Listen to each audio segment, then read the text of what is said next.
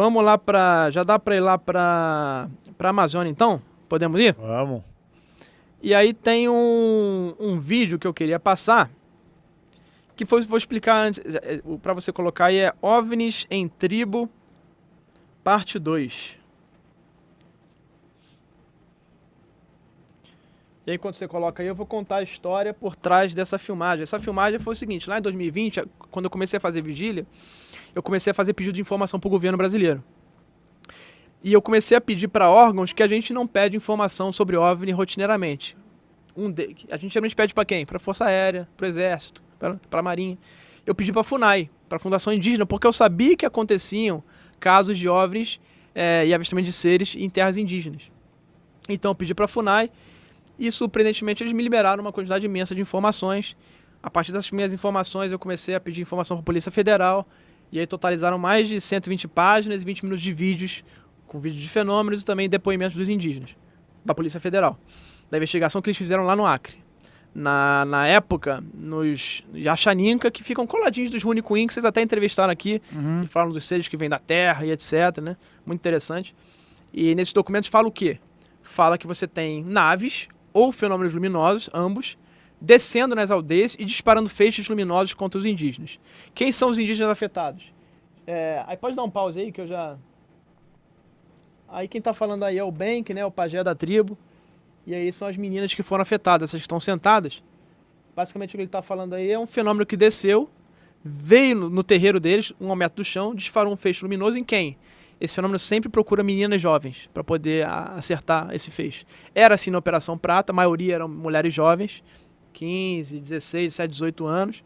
E aqui nessa aldeia ele só afetou meninas, o que é muito curioso, né? A gente vê ali que fenômenos... possessão, os filmes sempre retratando meninas sendo afetadas, né? Será que tem alguma coisa a ver? E fato é que na Operação Prato, várias meninas daquela época que foram afetadas começaram a desenvolver uma espécie de possessão mental, achar que entrar em depressão, uma paranoia. E muitas entraram numa regressão mental de forma a danificar de fato o cérebro delas e se comportam hoje como crianças. Né? A idade mental delas. Então, será que esse fenômeno... Será que... Aí eu coloco uma pulga atrás da orelha aqui. Será que esse fenômeno luminoso, físico, ele é só um disfarce para ele fazer uma ligação com a consciência dessas meninas e conseguir atormentá-las? Né? E porque parece que essa questão de abdução, ela toda... É o que eu falei do Fred Krueger, né? Jogos mentais. Será que quando essa tecnologia chega e dispara esse feixe luminoso, esse feixe é uma forma de estabelecer uma conexão eterna, entre aspas, com essas pessoas, com a consciência dessas pessoas? Porque realmente várias delas começaram a ter regressões mentais muito severas. E geralmente ele procura meninas. Será que as meninas... Por que meninas, né? Se tivesse interessado nessa população porque são indígenas simplesmente, afetaria índios, homens, mulheres, enfim, todo tipo de pessoa, se fosse uma pesquisa. Para mim não parece uma pesquisa, para mim parece ser algo como se fosse... Essas meninas são mais, talvez, inocentes e são mais fáceis de eu entrar na mente delas. Poderia ser uma interpretação bizarra, mas é o que eu coloco hoje. E não simplesmente uma pesquisa genética, até porque nessa aldeia, diferente da Operação Prato, quando a luz chegava, ela não pegava pedaço da pele, que na Operação Prato. A operação vinha, a luz, e ela arrancava pedaços da pele. Aqui não, era só uma luz que chegava e dava um efeito na mente dessas pessoas. Mas esse vídeo foi liberado pela Polícia Federal, e tem um testemunho, tem lá no meu canal, porque tem... tem uma musiquinha, né? E não pode porque direitos autorais pode... Mas o pessoal pode entrar no meu canal lá e depois ver na íntegra esse vídeo aí. Como que é liberado pela Polícia Federal? Isso quer dizer o quê? Quer dizer que eles produziram material, você que filmou, ou eles deixaram você exibir? A Polícia Federal fez uma missão na aldeia, porque o delegado pediu uma investigação sobre esses fenômenos. Eles coletaram testemunhos como esse e eles mandaram isso tudo para a Justiça Federal. E depois a Justiça Federal, através do Ministério Público, liberou para mim, através da lei de acesso à informação. Então não foi você que produziu. Não. Tá. Mas você esteve nas aldeias. Sim, em outra aldeia, esse que eu tô chegando lá agora. Mas esse em 2014 eu não estive lá. Em 2014 eu nem pesquisava o fenômeno OVNI, né? Tá, então basicamente isso daí são relatos do governo, do governo. Tá, ok. E aí tem um fenômeno que eles filmaram, né? Que a Polícia Federal coletou, quem filmou foi uma antropóloga na época da FRJ, a Paula Colares filma. E aí a Polícia Federal, entre aspas, apreende... Paula Colares? Colares é legal, hein? Tem tudo a ver. Tem uma pegadinha. A Paula Colares hoje é professora da Federal do Oeste do Pará, mas na época ela fazia doutorado pela FRJ e estava lá na aldeia fazendo vivência. E ela filmou esses fenômenos, porque os fenômenos desciam principalmente na casa do prefeito mais próximo da cidade. Porque ali o prefeito é indígena, o assessor do governo é indígena. Tudo. Vai trocando aí, Gabriel. E aí tem o vídeo, é esse aqui, ó.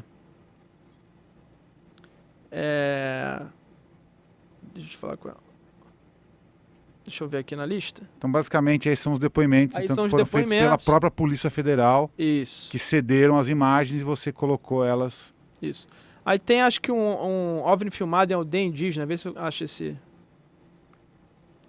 Polícia Federal, 29/7. Deixa eu ver se é esse aqui. Isso, 29/7. Isso, aí pode passar um pouquinho? Aí é um fenômeno que a Polícia Federal prendeu o vídeo aí, que a Paula filmou. Aí o que eles falam é basicamente, eles ficavam assim, olha a onça. Quando vinha a nave descendo, eles gritavam pra todo mundo, olha a onça, olha o bicho. E eles começam a atirar de espingarda. Porque quando eles atiram de espingarda, o fenômeno geralmente vai embora. Porque esse fenômeno geralmente só chega quando as pessoas estão despreparadas, distraídas. Tá. Quando o pessoal começa a ver, gritar e atirar, ele vai embora. Tá bem visível ali. Você vê ali que é uma esfera luminosa, ela tá descendo. E quanto mais baixo, ele se ilumina mais. É como se você quisesse esconder a forma dele. Depois eu vou mostrar uma foto que mostra melhor. Agora tá bem branco, ó. Aí ele tá na altura das árvores da floresta, ele vai começar a passar as árvores da floresta por ele, ó. Esse material é de quem também? Da Polícia Federal. Também é da polícia. Isso, do governo, né? Agora do povo, né? Agora do... E aí esse fenômeno começa a ir embora e eles começam a atirar e o fenômeno começa a subir. Pode passar pra frente. E aí pode sair, eu vou mostrar uma foto que aí compila bem o que foi filmado nesse dia, que é o OVNI Isaac 2014. Eu peguei os quadros desse vídeo e fiz um jogral ali que mostra... Tá, mas o fato de ter a Polícia Federal investigando é interessante, não? Claro, porque os indígenas não conseguiam mais pescar, eles não saíam à noite, eles começaram a se trancar em casa com espingarda, as mulheres e crianças em casa, os homens com espingarda rondando a aldeia, porque dava às 6 horas da noite que o sol caía, as naves começavam a descer e disparar feixes luminosos. Esse caso aí poderia ser uma nova... Igual aconteceu no Pará e no Maranhão. Prato. É igual. Foi igual aconteceu lá. Numa proporção menor, porque foi uma aldeia. O Operação Prato foram o Pará e Maranhão quase inteira, a costa do Pará e Maranhão. Mais em Colares, mas pegou tudo. E aí tem aquela imagem, aquela foto, e aí aquele vídeo, se você der um zoom, ele tá alta resolução, então se der um zoom você consegue essas imagens. Opa, acho que saiu aí, né? Então, ele é daquela cor mais chumbo, cinza, uma esfera, com alguns buracos, umas coisas pretas que são buracos. Nesses buracos saem essas luzes verdes e vermelhas. Então as iluminações do objeto saem desses buracos. Aí você vê ali que o objeto está mais vermelho, mais verde, são essas iluminações. Quando ele desce na aldeia, ele desce sempre branco. Branco ofuscando a vista das pessoas, que é aquelas últimas imagens ali. Então esse é um objeto que a Polícia Federal coletou, que foi a Paula Colares, antropóloga, que filmou. Tem alguma conclusão da própria polícia sobre o fenômeno? Eles iniciaram o inquérito porque não tinha nenhum crime humano sendo cometido. E ficou inexplicável. Eles acharam que era ayahuasca, só que eles começaram a filmar. E as antropólogas que foram para a aldeia começaram a relatar. Em um dos casos, a Carolina Comandulli, que é antropóloga da Federal do Rio Grande do Sul, que foi da FUNAI também, ocupou cargo de liderança lá, um fenômeno entrou na casa que ela estava dormindo, começou a disparar feixes luminosos para as pessoas que estavam dormindo, ela entra em pânico, achou que era uma pessoa, quando ela viu não era pessoa, não tinha barulho, não tinha nada, era uma bola de luz escaneando as pessoas, ela teve a impressão que estava escaneando.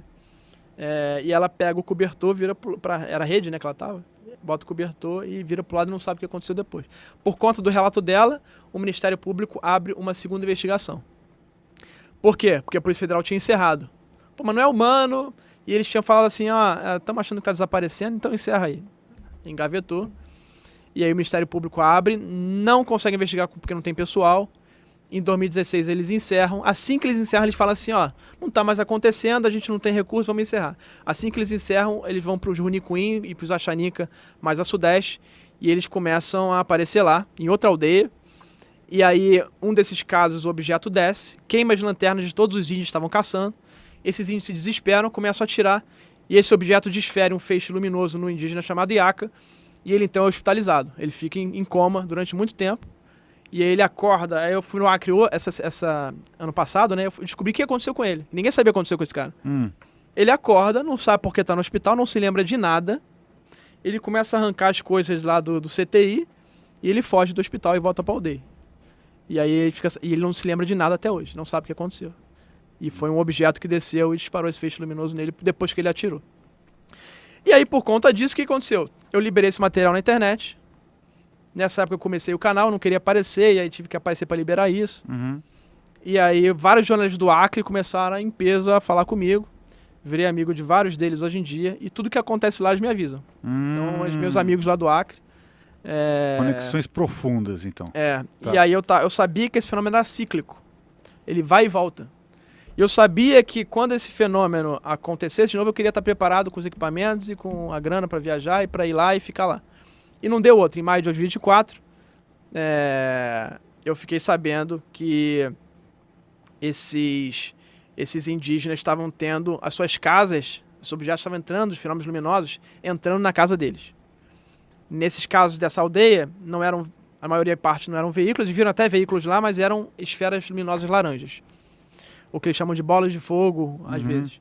Entravam na casa deles quando estavam dormindo, faziam ali algumas feixes de luz para cima deles, mas nunca afetando eles, não causavam nada, como lá nessa aldeia e como lá na Operação Prato. Não faziam mal para essas pessoas. Às vezes eles estavam em cima das casas observando, parecendo observar essas pessoas. E eu fui para lá, eu decidi para lá quando o cacique, que estava no exterior numa convenção, ele volta para a aldeia e ele fala, eu vou caçar esse drone. Ele achou que era um drone. Ele mobilizou a aldeia e falou assim, vamos ficar acordado de noite. Onde aparecer, a gente comunica por rádio, avisa que eu vou com a espingarda lá e vou pegar ele. E aí na terceira noite eles conseguiram. Esse fenômeno ele chega, estava no meio da floresta. Você estava lá? Ainda não. Foi em maio. No meio da floresta. E aí avisam por rádio, ele sai correndo, consegue chegar. Ele fala que chega numa distância de tiro perfeita. Quando ele vai puxar o gatilho, o fenômeno paralisa ele. Ele não consegue puxar o gatilho, fica congelado, não consegue mover um músculo do corpo. Pajé? O líder, o cacique Escucuá, que é o... Tá. Mandar um abraço, inclusive, aí. Povo é Anauá, lá, cacique Escucuá, que me receberam super bem na aldeia. E aí o cacique Escucuá é que vai atirar e não consegue, fica congelado. E aí o fenômeno ele fala que expande, colapsa e some. Ele faz assim, tchum. O pessoal de casa vê, né? Fez assim e some. Ele entra pra dentro dele, né? Não desaparece simplesmente. Aí, qual é o nome do cacique? Escucuá. Escucuá? É. Tá legal. Cacique Escucuá, o nome dele é o Biraci, né? Biraci Júnior, mas o nome indígena Escucuá, cacique Escucuá. Abraço aí, cacique Escucuá e povo. Um abraço pro cacique, então. Que me receberam muito bem na aldeia, lá fiquei 10 dias lá. E aí aconteceu isso, né? Quando ele me contou isso, e o jornalista me colocou em contato com ele, eu falei, nossa, eu tenho que ir lá hoje. E arrumei as coisas, juntei todos os equipamentos e fui lá pra aldeia. E chegou lá, eu vi as coisas mais bizarras. No primeiro dia, pra chegar lá, avião pra Rio Branco, 6, 7 horas de avião, carro, 8 horas de carro, no pior estado do Brasil, a pior BR do Brasil. Furei 3 pneus nessa estrada. De quem que eram os pneus? De quem que era o carro? Da locadora, que eu aluguei lá. Ah, tá. Aluguei um carro. Furou 3 pneus, com um perrengue imenso. Imagina pra arrumar oficina no meio desses lugares. Mas cheguei, perdi uns 2, 3 dias de viagem. Era pra ter ficado mais tempo, lá 2 semanas não consegui. Chega lá, pega uma canoa motorizada e aí são mais 7, 8 horas de viagem. Porque você abandona o carro na beira do rio e pega a canoa? Uma comunidadezinha que tem lá. Ah, tá. Deixa lá, pagando a diária. Eita, né? Meu Deus. E aí pega, na Amazônia tava com a seca histórica, e aí você tinha que sair do barco toda hora para empurrar, para tirar do banco de areia, para tirar tronco da frente. Então a viagem que duraria 5 horas na cheia, dura 8, às vezes 9, entendeu? Então é um esforço imenso. Cheguei lá, primeira noite, e as vigílias eram feitas no centro. O centro é um centro de rituais deles, que fica a 2 km onde são as casas, porque lá os fenômenos se manifestam mais frequentemente, uma área mais isolada. E aí a primeira noite de vigílias eu comecei, lá eles deixam umas casinhas desabitadas para quando vem algumas pessoas de fora para conhecer a aldeia, elas podem ficar ali quando tem festivais indígenas. E eles deixam umas luzinhas lá com painel solar, né, umas luzinhas, e estava incomodando. Eu estava com os meninos lá indígenas me acompanhando, e eu falei assim, vamos desligar essas luzes, porque está incomodando a vista. Quando a gente ia lá desligar, a gente ouvia como se fossem móveis se arrastando. Na madeira, móveis pesados na madeira. Não tinha móvel nenhum ali, era terra. Essas casinhas não tem móvel nenhum, casinhas de madeira muito simples.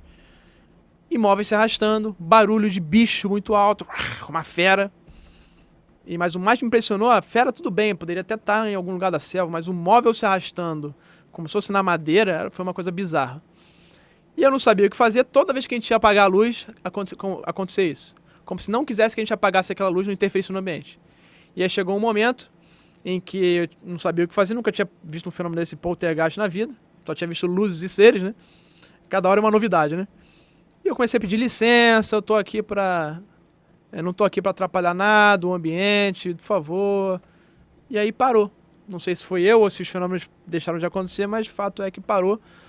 Uma das casinhas que eu entrei lá abandonadas, que eu achei que alguns sons estavam vindo dali, tava vazia, mas era uma casinha que tava... Sabe quando a pessoa larga a casinha e vai embora naquele momento? Parecia que a pessoa saiu dali naquele momento. Mas não tinha móveis, mais sujeira, né, lixo, etc. Quando eu entrei ali, cara, a temperatura caiu uns 10 graus. Eu fiquei com frio na hora, no meio da selva amazônica, que é um lugar quente. Tuf! E eu senti o coração bater de uma forma que eu nunca senti. E aí quanto mais eu entrava naquela casinha, mais a temperatura caía e mais eu sentia o coração bater, uma coisa que eu nunca senti. E eu perguntei pra eles, vocês estão sentindo alguma coisa? E os meninos da aldeia falavam a mesma coisa, porque eles também não entravam ali, naquela casinha. Eu que pedi pra entrar. E eles sentiram a mesma coisa. E aí foi a mesma coisa, pedindo licença, por favor, o troço parou.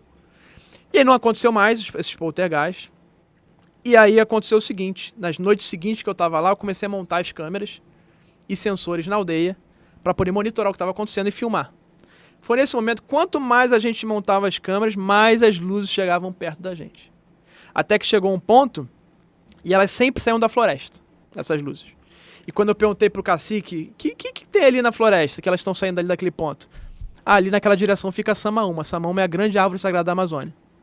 E eu falei, caramba, será que elas estão saindo dessa árvore? Não pude confirmar, porque ele falou assim, ó, eu queria passar a noite lá. Ele falou, não, a Samaúma você só pode ir de dia, porque aquilo é um portal para os seres da floresta. E de noite habitam os seres que podem não ser tão legais, muito poderosos. E a gente não vai conseguir te curar. Então você só pode de dia, você não pode... Nem eu vou lá à noite, o cacique falou para mim. Para eu ir lá, eu tenho que me preparar um mês com meus guerreiros para poder ir lá. E aí eu não pude confirmar, mas a direção é aquela, é da Samaúma. E aí começaram os fenômenos a chegar perto. Na última noite, que estava instalando as últimas câmeras, as famílias indígenas iam ver o que a gente estava fazendo, né? E aí a gente está no telhado, eu e os meninos me ajudando, mandar um abraço pro Zaquel, pro Ramão, os meninos da aldeia, que eu treinei eles para instalar a câmera. Cadê? Tem essas fotos disso aí? Vai ter um videozinho ali, se puder... Vai passando enquanto ele vai falando. Vai passando enquanto eu vou falando, que é o trailer. É o trailer, né? Vai sem som por causa da música, mas as imagens é o que vale, né? Aí tem, enquanto eu vou falando aqui, vai é legal, vai ilustrando sua história, maravilhosa. Esse aí é o carro né? alugado. Aí eu indo no carro alugado, furou pneu, aí eu indo lá na canoa motorizada, a quantidade de mala ali na frente. A gente dormiu numa praia porque é perigoso viajar à noite com essa condição de rio, né? Por quê? Tronco, cobra, jacaré, essas coisas. Aí o pessoal me relatando, né, os diferentes tipos de fenômenos luminosos. Eles saem da floresta, geralmente, esses fenômenos. Aí o Zaquel e a Ramã são os meninos que me ajudaram a instalar as câmeras. Tá, esse é um telhado que você ficou... Aí os fenômenos são fenômenos que rondam a floresta lá, as bolas laranjas. Nossa. Isso é tudo na altura das árvores. Ficou bom isso daí. Isso foi uma câmera automática que pegou? Isso é uma câmera robô com 25 vezes de zoom óptico. Uma câmera robô? Qual câmera? Aquelas em estádio. Aquelas sei. que rodam. Sim. Ela ali, ó. Aqui é... Dá um pause aí, por favor. Volta um pouquinho. Tá, peraí. Dá um pause. Aqui é uma câmera robô, com 25 vezes de zoom. Embaixo é uma câmera térmica, igual a visão do Predador. Tá, você instalou tudo isso? Sim, em 5 dias. Eu e os meninos. Se não fosse os meninos, não teria conseguido. Você parafusou na parede? Tudo. E avança mais, o que mais tem de equipamento? Eu montei essa sala aí, cara, eu levei tudo isso. Aquilo é Starlink? Volta ali, por favor. Você levou tudo isso? Tudo isso, eu levei tudo isso. Eu sozinho. Dá um pause aí. Não pode ser. Uma Starlink ele já... Você levou tudo isso? Tudo isso. Nas costas? Foram 50 mil reais de equipamento. Caramba! 72 quilos de equipamento. Mas quem financiou essa sua expedição? Grande parte eu, grande parte os membros do meu canal, e outra parte teve um fundo de investimento Não um fundo de investimento, é uma ONG. BlackRock. Não, quem dera. É uma ONG de um bilionário ucraniano que ele foi abduzido quando era criança. E ele deu uma parte ligado ao jornalista Ross Coulter, que me ajudou, que é um australiano que tem coberto esse assunto. A ONG se chama NHR, né? Instituto de Pesquisa para Inteligências Não Humanas. Que Vamos loucura. Entrevistar eles, tem um contato deles? É legal esse cara. Um ucraniano que foi abduzido, fundou uma ONG. Qual que é o nome? Fala de novo. NHR, NHIR. Instituto para Pesquisa de Inteligências Não Humanas. O nosso querido Henry Lodakos lá vai entrar em contato. Caramba, então, que curioso isso aí. Então ele financiou uma parte. Sim. Tá, o resto foi você, o resto foram os seus próprios inscritos lá, os abençoados. Claro, os prejuízos de viagem que foram imensos, cara. Os pneus, a oficina, vidro trincado. Eu tive que pagar no meu bolso porque não estava no orçamento. Mas o pessoal... então tem duas Starlink, notebook e tela. Volta um pouquinho. Uma é pra sala ali. Uma Starlink é da aldeia, já tinha. A outra eu instalei, eu levei uma Starlink. Então eu consigo acessar de casa. E aí uma das coisas legais, um dos fenômenos que eu vou mostrar aqui... Peraí, você deixou as câmeras lá e você acessa da sua casa aqui. Se você quiser agora, você consegue acessar lá agora. Isso. Tá. Estou filmando ali, se aparecer um fenômeno... Inclusive, acho que até vale a pena lembrar, quando o Bainauá veio aqui, né, que são os pajés lá da tribo Rucunim, lá do Acre, a gente fez uma doação para eles, eles compraram uma Starlink para colocar lá na aldeia deles com as doações que foram feitas aqui no programa. Que legal. Obviamente teve gente que tentou cancelar a gente, falando que a gente está levando internet para povos originários e não sei o que é um absurdo, que eles não podem ter esse tipo de tecnologia porque vai tirar a essência deles, enfim.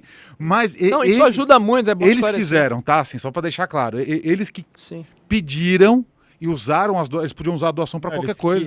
O povo que falou mal não sabe a realidade do próprio cara que queria o negócio. Não, e a realidade deles, eu tive lá, a realidade deles é que eles usam a internet também como forma de segurança, proteção para comunicar com as autoridades. Sim, tem tudo isso. Eu vi eles fazendo videoconferência de consulta médica, entendeu? Então. O cara tava mostrando no vídeo, imagina sem o Starlink, isso é impossível fazer isso. E o reclamão lá, não, deixa eles lá, morrendo. Vocês não podem, vocês estão interferindo com a cultura. A tecnologia hoje é essencial para aumentar a segurança e a saúde deles na aldeia hoje. Igual você, o nosso querido Sherminator, mostrando o livro Aliens Entre Nós pro Bainauá, todo mundo reclamou. Que não pode, que não sei o que. 40 milhões de pessoas assistiram esse vídeo no TikTok.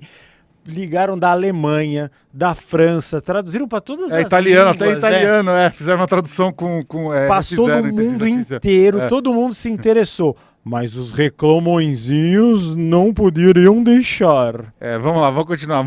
Parabéns, professor. O que é essa sala, né? Dá um pause aí. Tem Starlink, tem um notebook, tem as televisões ali em que as câmeras... Inclusive para a segurança deles, né? Tô até vendo que tem uma lá. Se tiver, por exemplo, um garimpeiro ilegal entrando na propriedade, alguma coisa, eles conseguem pegar aquelas imagens e dar para a Polícia Federal, por exemplo, investigar. Então é um ganho para eles também. E eu ensinei eles como usar, né? Eles operam essas câmeras hoje. Então tem as câmeras e tem sensores diversos. Tem sensor de tudo que você imaginar aí. Tem um experimento que eu levei do Centro Brasileiro de Pesquisa Física para medir radiação. A gente teve o primeiro burst de raios cósmicos, os raios que vêm do universo. Lá no Acre, lá no ano passado, foi detectado só um até hoje. Esses raios que vêm, a gente não sabe hoje de buracos negros, estrelas de nêutrons, enfim, eventos cósmicos e energéticos. Pegamos no Acre lá, um desses, e com essa tecnologia. Então eu recebo tudo em casa hoje. E analiso tudo isso. Inclusive, alguns fenômenos da semana aconteceram, depois de muito tempo, que eu estou analisando e deve... Isso é só um trailer no documentário, o pessoal, no final do mês, vai poder ter acesso ao documentário. Que maravilhoso. Com todo esse conteúdo. Então, só para deixar claro, você foi lá, instalou as câmeras para ficarem permanentes lá, para que você, inclusive, através do próprio sistema de internet Starlink, pudesse monitorar. Então, se a gente quisesse olhar agora, ver se tem alguma luz, algum orbe passando, a gente conseguiria. Sim. Tá, maravilhoso. Perfeito, entendi. Vai. Pode deixar o documentário lá, vamos terminar de ver o que tem lá. Tá, muito bom, beleza. Aí são as pessoas, esse menino aí, a luz entrou na casa dele, da mulher dele. Esses viram um disco voador lá, desceu no campo, um pequeno disco voador. Nesse momento estava acontecendo um fenômeno de poltergeist. Pode dar um pause?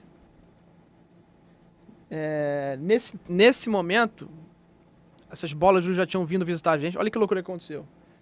Veio uma bola de luz, a família falou, tem uma bola de luz atrás de vocês, a gente no telhado montando, imagina, a última câmera. A gente quase caiu de lá, tava muito perto, tava 5 metros da gente, 1 metro do chão.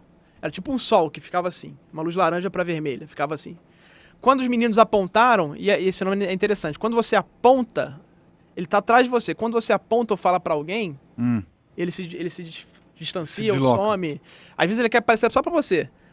Aí você fala com o guru vem aqui, vem aqui. Acabou. Sumiu. Isso aconteceu muito, muito. Eles falaram, os indígenas falaram pra mim assim, parece que o fenômeno ele é consciente, ele lê o seu pensamento. Antes de você falar, quando você pensa em falar com o guru, ele já foi embora. E se ele fosse uma interferência dentro da mente do indivíduo? Se não tivesse... vamos supor que não acontece no mundo real. É só algo de você com você. E aí as mentes seriam entrelaçadas ou interconectadas para que os fenômenos acontecessem dentro dessa... Porque tudo do ser humano é uma percepção, no final das contas, né? Pode ser que os fenômenos estejam se manifestando através da consciência dessas pessoas. As pessoas estejam, de alguma forma, chamando esses fenômenos de forma inconsciente e estão sendo visitados e estão querendo estabelecer um contato. E aí, olha que coisa incrível. Eu tinha o sonho de jogar um drone em cima de um OVNI. Eu consegui. O que aconteceu? Esse OVNI se afastou, mas ele ficou na copa das árvores. Ele estava a 5 metros, mas ele ficou a 30, ele não foi embora. Ele queria claramente que a gente registrasse. Eu saí correndo, peguei um drone excelente que eu levei, inclusive dei de presente para o Aldeu, eu dei de presente um drone, binóculos, eu treinei eles e dei os equipamentos todos para eles. Ficaram lá. Esse drone ficou lá. Eu montei, cara, o drone em 1 minuto. E não era simples, é aquele drone que você tem que encaixar o controle, o mini, que você tem que encaixar o celular.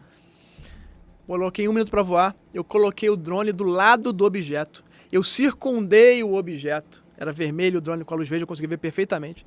Tinha um menino, o Zaquel, um deles que apareceu, estava em cima da caixa d'água, olhando e confirmando, não, o drone tá do lado. Pergunta se aparecia a imagem, tudo preto.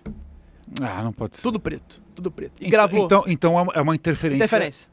E é uma interferência muito louca que pra mim, como engenheiro, não faz sentido, que é, o vídeo ficou preto, o som saiu, não tem som no vídeo, e o vídeo não foi corrompido de nenhuma forma, o funcionamento do drone não foi afetado, porque se ele tivesse disparado uma energia eletromagnética no drone, ia afetar a câmera, ia afetar a hélice, ia afetar tudo, não tem como.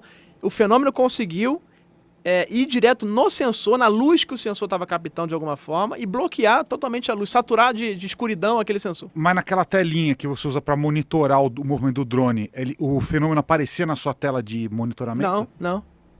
Mas estava lá, mas vocês estavam vendo. Todo mundo via. Vendo. E aí eu não estava vendo, não estava indignado que não estava aparecendo. Eu circundei. Esse vídeo foi gravado, não foi só o vídeo. Mas tem aí também é tudo preto, não parece nada. É tudo preto, não parece nada. Pode deixar o play aí. E aí eu circundo ele, e aí esse vídeo fica gravado, quando eu pego, não via nada, e gravar também não tem nada, tudo preto. Tá, aí você tá mostrando as falhas. E aí dá um pause aí. A pane... É interessante. Depois disso, veio uma nuvem luminosa, como se fosse uma aurora boreal branca. A forma que eu defino melhor é essa. Uma aurora boreal branca, uma coisa que bizarra. Ela veio na direção da gente, numa forma de uma mão, a olho nu parecia uma mão, pelo menos. E aí, tudo começou a dar poltergeist. Aí eu filmo esse momento. As lanternas descarregaram, que estavam carregadas. Os celulares começaram a bloquear, verde, uma interferência absurda. Os rádios começou a vir uma voz do nada. Vai dando play, pode deixar. Dar um play. E aí tudo começou a dar interferência. E o menino que pegou o binóculo para poder colocar no olho, ele foi paralisado. O fenômeno não deixou ele ver no binóculo. E eu filmei esse fenômeno, esse menino tá falando. Tá, fiquei travado. Ele tá explicando aí, né? O cacique, eu ia tentar dar um tiro, mas fui paralisado, ele falando a história ali. E aí esse fenômeno, era para ser dezembro, eu tive que fazer tomadas a mais na Serra da Beleza para poder fechar o documentário, mas vai sair em janeiro, se Deus quiser. E o pessoal todo mundo ter acesso aí. Que bom, maravilhoso. Então a gente já vai colocar o link aqui, porque tem um monte de gente assistindo no futuro. A gente já coloca o link para todo mundo ver. Pode deixar rodando aí, que é bom para ilustrar aqui. O nome vai estar lá no meu canal, canal Rony Vernet, no YouTube.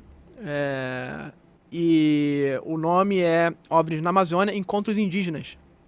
Só pra quem for procurar, é Rony Vernet. Ele tá falando um francês bonito ali. Vernet. Então, é Vernet. É Vernet. Pra que todo mundo vai ficar, como é que é? Como é que eu acho? Se olhar o cartaz da live, acho que tem meu nome lá, né? Então Tem. vai dar pra...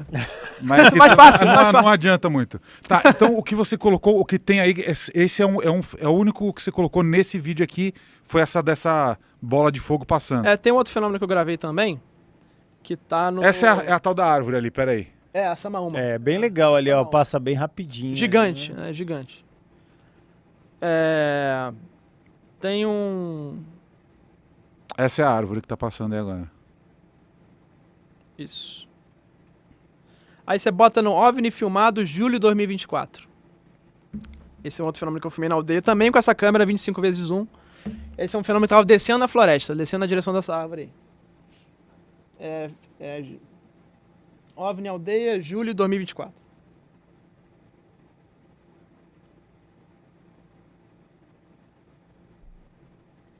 E aí, enquanto ele coloca aí, esse menino só parou a paralisia dele quando o fenômeno entrou na floresta. Essa mão em aura branca, aurora luminosa, ela entrou na floresta. Uhum. Naquele mesmo ponto onde as luzes saem. Quando ela entrou, ele recobrou os movimentos. Ele ficou traumatizado com esse evento aí. Depois ele vai ter no documentário o relato dele. Pode dar o play aí, vamos lá. Ah lá, Pode clicar. fenômeno entrando na direção da grande árvore sagrada, a Samaúma. Tá vendo ele pequenininho lá, uma luzinha pequenininha no quadrado amarelo? Eu vou dar zoom nele, ó. Sim. Aí aqui é a floresta, essa parte preta são as árvores. Olha como é que ele tá abaixo. Ele tá na altura da copa das árvores ali. Tá. E aí eu vou dar um zoom nele porque a câmera é uma câmera robô com 25 vezes de zoom óptico. Aí ele tá indo lá, descendo lá, ó. E aí essa bola... Aí as árvores começam a passar na frente, né? É uma pequena esfera laranja, como se fosse uma bolinha de fogo que tá entrando ali no meio da floresta, no meio das árvores. Não tem como, não existe nenhuma explicação plausível.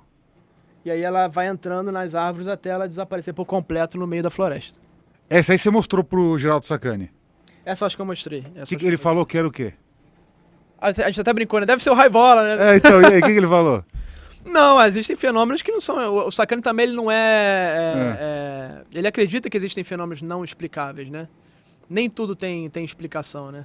Era um sprite. Ele concorda comigo na hipótese do seguinte, é uma coisa que a gente não sabe o que é. Tá, beleza. Porque assim, tem gente que vai olhar... Não, é porque tem gente que vai olhar e falar que é extraterrestre. Entendeu? Ah, sim, tá. Não, tá isso é extraterrestre. Não é por esse lado. Entendeu? Mas ele é legal que ele tem esse lado cético, mas tem fenômenos que ele fala, são fenômenos não identificados, fenômenos que a gente não tem explicação realmente. Né? Como que se explica uma esfera de fogo autônoma andando numa floresta no meio do Acre? E inteligente, né? Como eu falei, elas vinham ver, e ela estava interessada na gente instalando as câmeras. Quanto mais a gente avançava na instalação das câmeras, mais elas chegavam perto. Isso é uma coisa muito louca. E aí eu fiz esses vídeos. Esse vídeo eu fiz do Rio de Janeiro. Eu tava em vigília de casa. Aham. Eu tava em vigília de mais casa. agradável, né? Você fica lá comendo um negócio, assistindo filme. Eu fui operando a câmera robô à distância, filmando aquilo. Olha que legal que o Starlink tá proporcionando. Foi uma boa sacada que você teve, hein? Bela sacada, não é? Maravilhoso. Foi uma boa sacada. Você deixa a câmera lá e fica fazendo vigília da sua casa, operando a câmera robô. Parabéns. E claro, se os fenômenos se manifestarem de forma mais contundente, eu vou viajar com certeza pra lá pra poder olhar o que tá acontecendo.